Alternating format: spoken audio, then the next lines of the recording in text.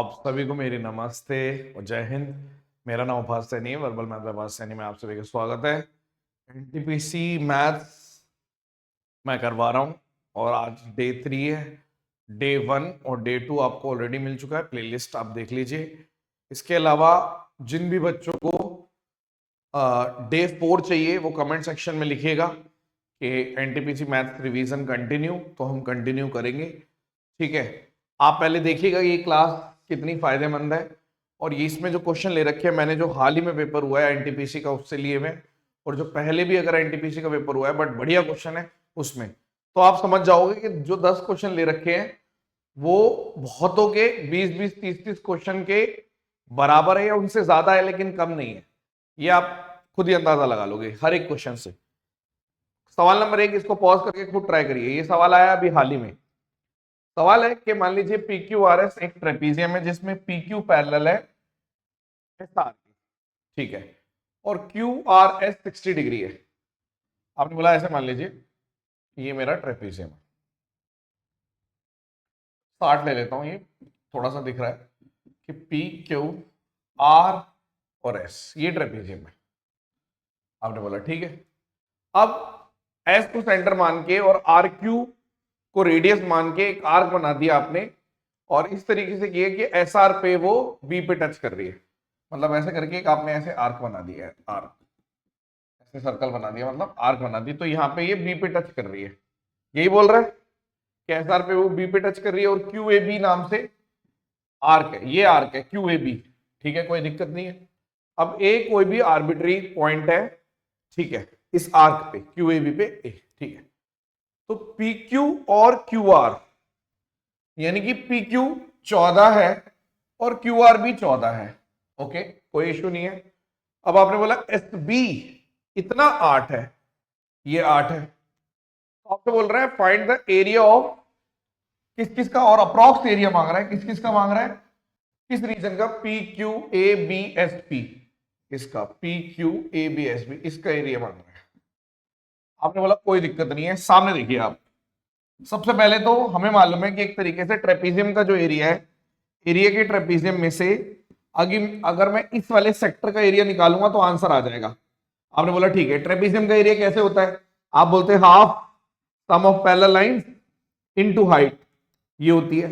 और सेक्टर का एरिया कितना होगा, 60/360 पाई आर स्क्वायर। तो आप बोलोगे ये तो मुझे पता है।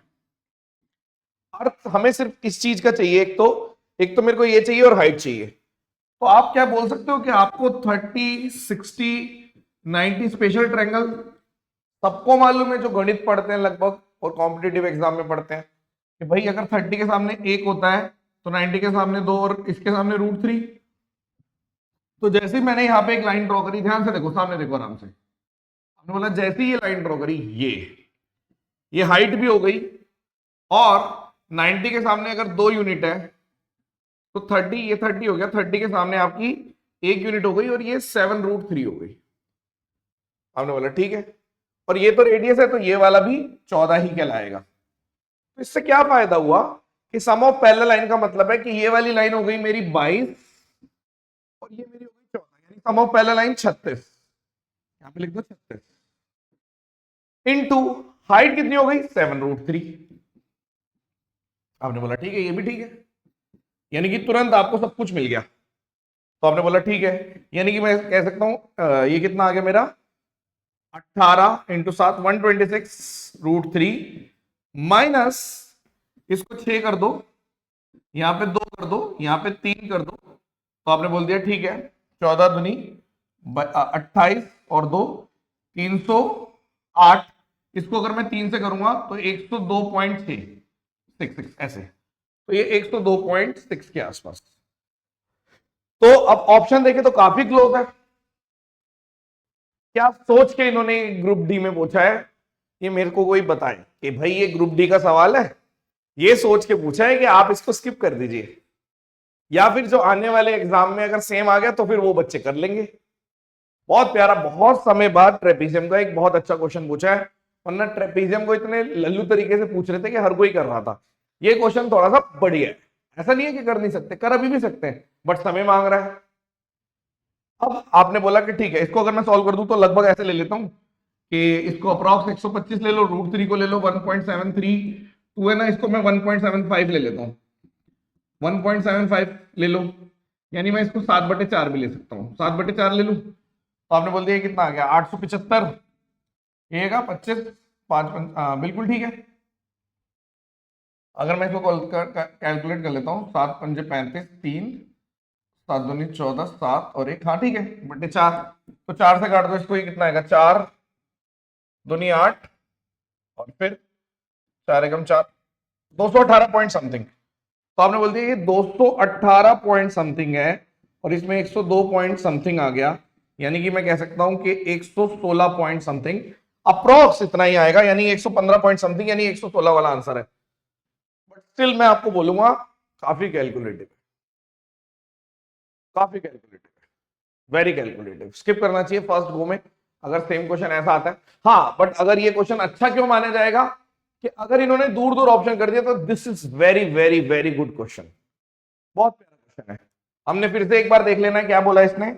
इसने इस तरीके से बोला कि भाई ये मेरा एक ट्रेपीजियम है और इसको रेडियस मान के एक ऐसे सर्कल ड्रॉ कर दिया, ऐसे आर्क, तो अगर ये 14 तो ये भी 14, ऐसे ये 60 था तो मैंने 30 60 90 लगा के ये 7√3 मेरी हाइट आ गई थी, ये मुझे दे रखा था, ये मेरा पूरा निकल गया, तो एरिया ऑफ ट्रेपीजियम निकालने में कोई दिक्कत नहीं है। Half sum of parallel line 22 + 14 36 और हाइट 7√3, तो ट्रेपीजियम का एरिया, सेक्टर का एरिया कैसे निकालते हो, θ/360 πr²। तो ये तो आसान दे रखा था, हाइट और नीचे वाली लाइन से निकालनी थी। कई लोग इसमें भी कंफ्यूज हो सकते हैं कि ये 14 कैसे, भाई रेडियस है, रेडियस है ये भी 14 14, ठीक। तो ये सवाल हो गया, एक ही सवाल बहुत बढ़िया लगा, मतलब अच्छा लेवल का सवाल है। अब ये वाला सवाल आप पॉज करके ट्राई करिए फिर। पी एक पॉइंट है इनसाइड रेक्टेंगल एबीसीडी के, P A P B P C ये सब दे रखा है। कितने लोग हैं जिन्हें ब्रिटिश फ्लैग थ्योरम पता है, क्या होता है वो? ब्रिटिश फ्लैग थ्योरम होता है कि जैसे ये रेक्टेंगल है, चाहे ये पॉइंट यहां पर हो, ठीक है, और मैं इसको ऐसे ज्वाइन कर लूं, चाहे ये पॉइंट यहां पर हो, आप इसको ऐसे ज्वाइन कर लो चारों को, चाहे ये पॉइंट अंदर हो, अंदर, चाहे आप यहां से ज्वाइन कर लो, रिजल्ट सेम होता है। रिजल्ट क्या होता है वो मैं लिख के दिखाता हूं आपको। जैसे फॉर एग्जांपल मैंने बोला कि ये मेरा एक ABCD है, रिजल्ट लिख के दिखा रहा हूं, और P कोई भी पॉइंट है मान लो, तो आप लिखोगे PA², ये P है, तो आप लिखोगे PA² + PC² बराबर PB² + PD²। इसी को ही हम ब्रिटिश फ्लैग थ्योरम बोलते हैं। आपने 100% पढ़ी होगी, जहां से भी पढ़ा है आपने, ठीक है। अब PA कितना दे रखा है मेरे को 87, तो 87 का स्क्वायर, PC कितना दे रखा है मुझे 96 का स्क्वायर, और PB कितना दे रखा है, माइनस कर दो इधर, क्योंकि इधर अगर मैं बोलूंगा PA PC, देखो PA PC PB और PD ऐसे, ठीक है।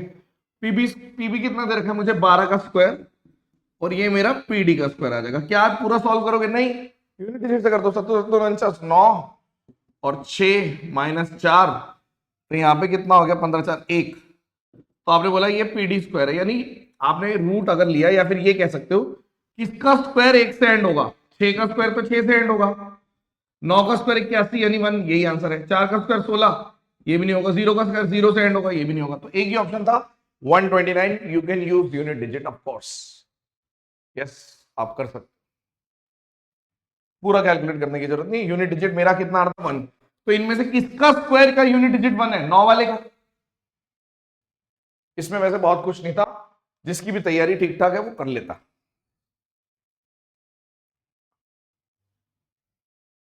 स्टैंडर्ड डेविएशन निकालनी है, ओ ओके,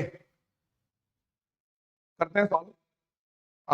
कितने बच्चे को मार्क्स दे रखे हैं? 1 2 3 4 5 6 7 8। तो पहले मीन निकालता हूं, मीन निकालने की कोशिश करता हूं। मीन कितना आएगा? आपने बोला इन सबको जोड़ दो, 60 और 40, पहले 10th वाले 60 40 100 150 220 300 390 और 440 और 7 यानी 510, 440 510 तो एक हो गए। अब इसको करते हैं 5 और 7 12, 12 और 7 21 26 26 28 28 29 29 और 34 34 और 8 यानी कि 42, ये आ गया। यानी 552 डिवाइडेड बाय 8, अगर मैंने बोल दिया 8 6 और 8 नहीं 72, 69 आ गया। ये मीन आ गया 69। यानी आप ऐसे लिख सकते हो कि 552 डिवाइडेड बाय 8। अब हमें स्टैंडर्ड डेविएशन कैसे निकालना पड़ता है?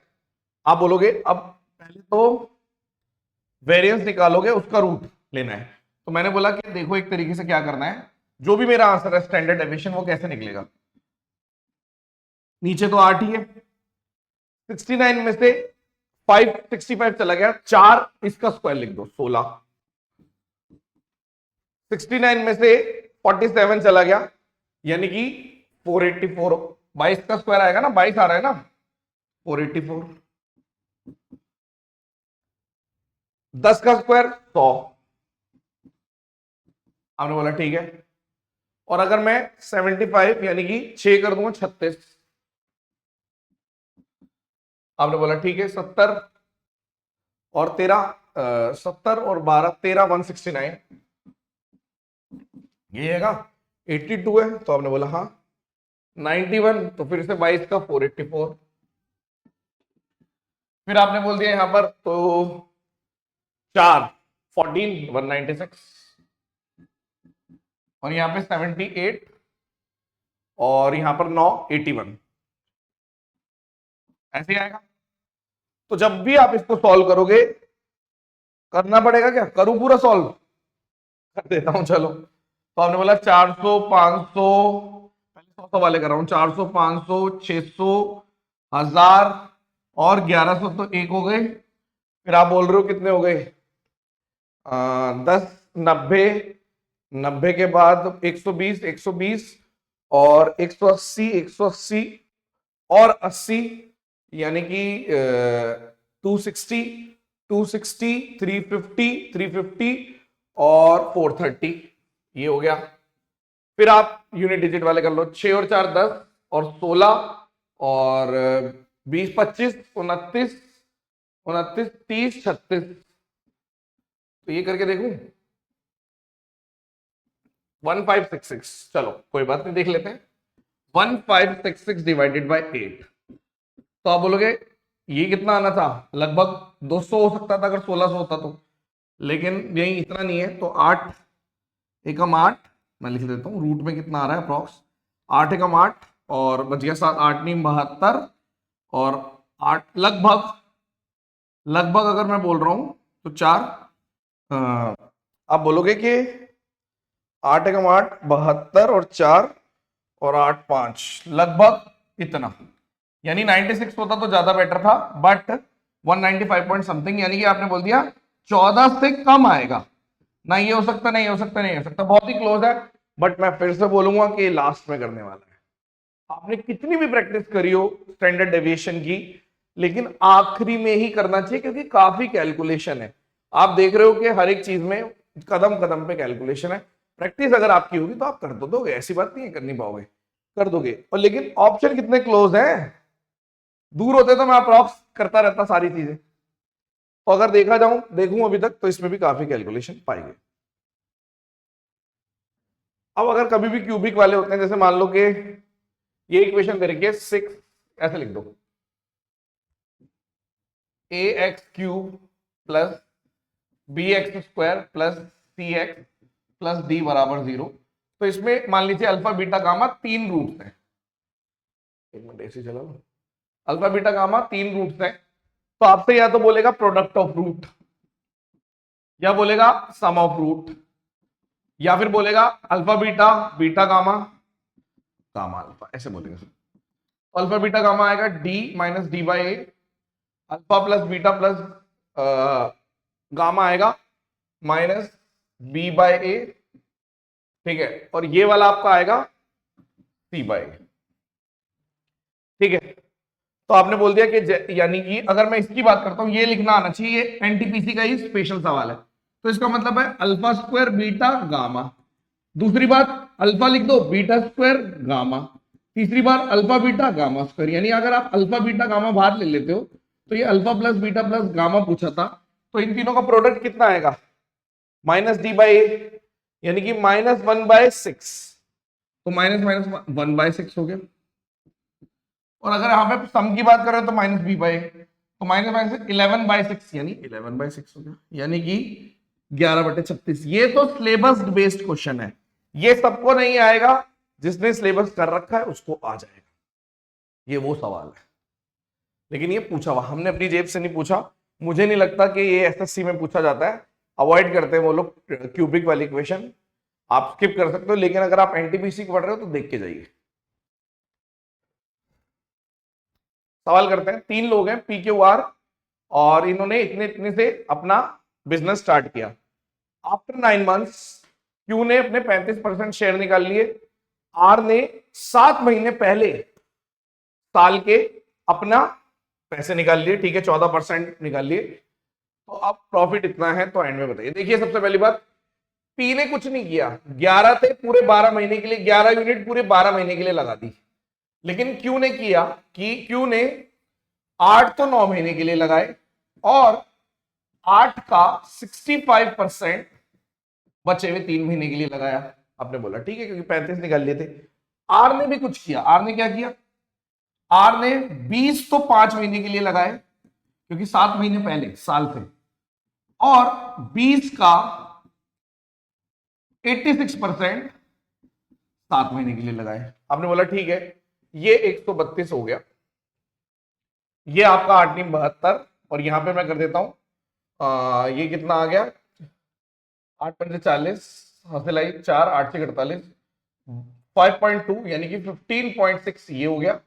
इसको आप कर रहे हो 100, और यहां पर आप कर रहे हो ये कितना आ गया, 7 × 42, और हासिल आई 4, यानी कि 602, इसका डबल कर दो, यानी कि 120.4 हो गया, यानी कि 220.4 ये हो गया, और यहां पर आपका आ गया 87.6 ये हो गया। ध्यान से देखो, यही है ना, हाँ, और यहां पर आपका 132, तो मैं 4 से काट देता हूं, 4 तिया और 3, 4 से काट दिया 33, 4 से काट दो 2, 21.9, फिर 4 से काट दो 51.1। तो अगर आप इन सबको जोड़ोगे तो कितना आएगा, आपने बोला इसको अगर एक दे दो 22, 55 और 55 110, यानी 110 यूनिट की वैल्यू। फिर से काफी कैलकुलेटिव है, पता नहीं आपको कैसा लग रहा है, बट मेरे हिसाब से पेपर में करने में कैलकुलेटिव है।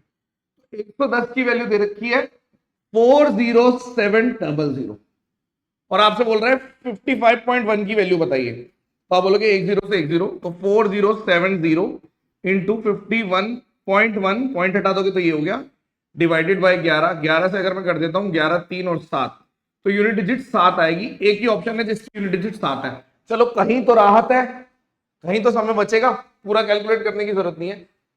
यहां पे सिली किस हुई मुझे बताना, क्या आपने गलती से यहां 7 और यहां 5 कर दिया था?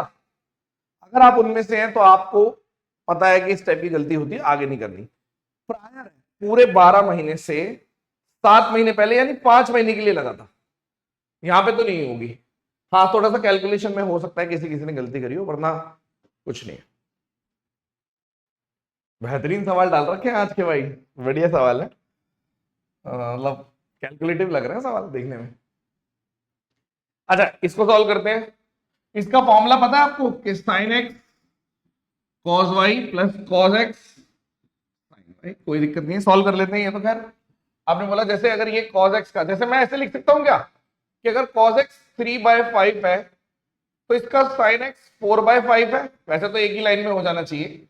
अब ऐसे ही कॉस वाई 15/17 है, तो क्या साइन वाई 8/17 ट्रिपलेट होते हैं ना, 15, 8 और 17 का ट्रिपलेट, यस, 3, 4 और 5 का ट्रिपलेट आप बोलोगे। हाँ, तो अगर मेरे को पता है कि इन दोनों को मल्टीप्लाई करना है, यही है, तो ये इससे मल्टीप्लाई इससे मल्टीप्लाई, तो 85 और 60, ये इससे मल्टीप्लाई इससे मल्टीप्लाई, 85 और 24 क्रॉस मल्टीप्लाई हो गया, तो इन दोनों को जोड़ दो, 84/85 आंसर है। ये कुछ ऐसे मार्क्स थे कि हाँ भाई कुछ तो मार्क्स बटोरेंगे हम, वरना अभी तक देखा जाए तो यहां पे कई लोग फंसे होंगे, यहां पे भी बटोर लिए होंगे बच्चों ने, ये लास्ट के लिए रखा होगा कि लास्ट में करेंगे, इसका हो सकता है कि सिलेबस में ही ना, मतलब कि पता ही ना हो, ये भी हो सकता है इसमें। ये वाला भी करने वाला सवाल है लेकिन समय लग सकता है, ये बचाने वाला सवाल है। Difference between the population 3 years ago and 2 years ago, इतने का। तो इसको भी आप कर सकते हो, मैं अगर एक लाइन में बताऊं फिर मैं एक्सप्लेन करूंगा। तो ये 2 6, ये 1 2 3 4, तो 25% से बढ़ रहा है, 4/5, 4/5, 1/5, तो यानी कि 125, यानी कि 8। 8 का मतलब है 1 0 तो आएगा ही आएगा, और 8 से जाना चाहिए, तो 328, हाँ 8 से जाएगा। ये नहीं हो सकता 330, ये भी नहीं हो सकता, ये भी नहीं, यही आंसर है। लेकिन मैंने किया क्या, मैंने किया क्या, ये भी तो पॉइंट है। आप ऐसे देखो कि जो बढ़ रहा है वो 25% से बढ़ रहा है, यानी कि पॉपुलेशन पी थी, फिर बढ़ के कितनी हो गई, आपने बोल दिया जी 5/4 ऑफ पी हो गई, फिर बढ़ के कितनी हो गई, 5/4 ऑफ पी हो गई, इसकी 5/4 की, ऐसे ही तो होता है। फिर बढ़ के कितनी हो गई, 5/4 ऑफ पी, यानी इसका क्यूब लिख दूं एक तरीके से। आपने बोला हाँ, ऐसे ही तो चल रहा है। तो आपने कहा बिल्कुल सही बात है, कोई इसमें इश्यू नहीं है। तो हम ये कह रहे हैं कि डिफरेंस बताइए 3 साल पहले और 2 साल पहले, और आज की ये है, आज की ये है, मतलब कि 1 साल और 2 साल, 3 साल पहले और 2 साल पहले। तो आप बोलोगे अगर मैं यहां से यहां जा रहा हूं, उल्टा जा रहा हूं, उल्टा जा रहा हूं, आपको ये गिवन है, आपको अगर ये गिवन है, आप समझने की कोशिश करना कि मुझे निकालना क्या है। मुझे निकालना है P और 5/4P। इस तरीके से अगर मैं जा रहा हूं तो आप उल्टा जा रहे हो, इंक्रीजिंग है, यानी कि आज की पॉपुलेशन इतनी है, यानी अगर मैं इसको 1 साल पहले लेके जाऊंगा तो जो भी गिवन है, मान लो ये G है, एक्सप्लेन कर रहा हूं, तो G को जो भी मेरे को दे रखा है, समझना कि अगर मैं G को सीधा 4/5 कर दूं, और 2 साल पहले कैसे जाएगी, 4/5, और 3 साल पहले कितनी जाएगी, 4/5, तो ये 3 साल पहले की है, और 2 साल पहले की 4/5, 4/5, उल्टा जाऊंगा ना, यानी जब मैं, ये तो मेरा इंक्रीजिंग है, और अगर मैं उल्टा जा रहा हूं कि G से 1 साल पहले चले जाओ, फिर 1 साल पहले, 1 साल पहले, तो ये 3 साल पहले की आ गई। सिंपल, आपने बोला कि 3 साल पहले की ये है और 2 साल पहले की ये है, तो डिफरेंस क्या है, G बाहर ले लो, 4/5, 4/5 दोनों बाहर आ गए, अंदर कितना है, 4/5 -1, तो आपने बोला ठीक है। देखा जाए तो नेगेटिव क्यों आ रहा है, क्योंकि ये बड़ी वैल्यू है और ये छोटी वैल्यू है, तो आपने बोला कि डिफरेंस, इसको मॉडुलस ले लेता हूं 1/5, यानी कि बड़ी में से छोटी निकालना चाहिए था। तो मेरा आंसर है आ गया 1/5 ऑफ 4/5, 4/5 और गिवन। ये प्रैक्टिस से आएगा, देखने में एक क्वेश्चन से कुछ नहीं होता। स्पार्टन्स में, सुपर 100 में इस तरीके के कम से कम हम 6-7 क्वेश्चन करते हैं और टाइम लगाते हैं। तो तब भी ये नहीं कह सकते कि करा दिया तो आ गया सब, उसके बाद भी जो बच्चा रिवाइज नहीं करेगा उसका नहीं होता, तो तुरंत आप कर सकते हो। अब आगे से, अब आगे चलते हैं। पी एक पॉइंट है आउटसाइड अ सर्कल, मतलब एक सर्कल है और पी 17 सेंटीमीटर अवे है सेंटर से, मान लो यहां पर पी है और ये 17 है, ठीक है।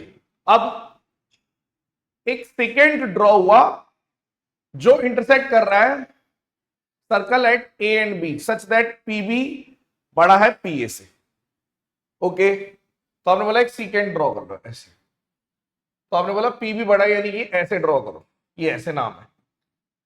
तो पी ए कितना है 8 और ए बी कितना है 7, यानी ये पूरा 15 है, कोई इश्यू तो नहीं है, नहीं। अब आपसे बोल रहे रेडियस निकालो, मैंने बोला रेडियस कितनी है, भाई रेडियस तो ये भी है आर और रेडियस ये भी है, तो मुझे, मैं अगर इसका नाम दे दूं एक्स और ये इसका नाम दे दो एम, तो आप बोलते हो एक आउटपुट होता है कि P A into P B बराबर P X into P M. तो P A into P B कितना हो गया, 8 इंटू 15 120, और पी एक्स कितना है 17, नहीं, पी एक्स है 17 में से आर चले गए, 17 माइनस आर, और पीएम कितना है 17 प्लस आर, तो ए प्लस बी ए माइनस बी, यानी ए स्क्वायर 289 माइनस आर स्क्वायर, यानी आर स्क्वायर की वैल्यू 169 हो गई, यानी आर 13 हो गया। इसमें भी आप समय बचा सकते थे, जिसकी भी तैयारी अच्छी है वो ये करके जाएगा। काफी बार इस तरीके के सवाल करा तो मैं लगभग सारी चीजें बार बार चुका हूं, ठीक है।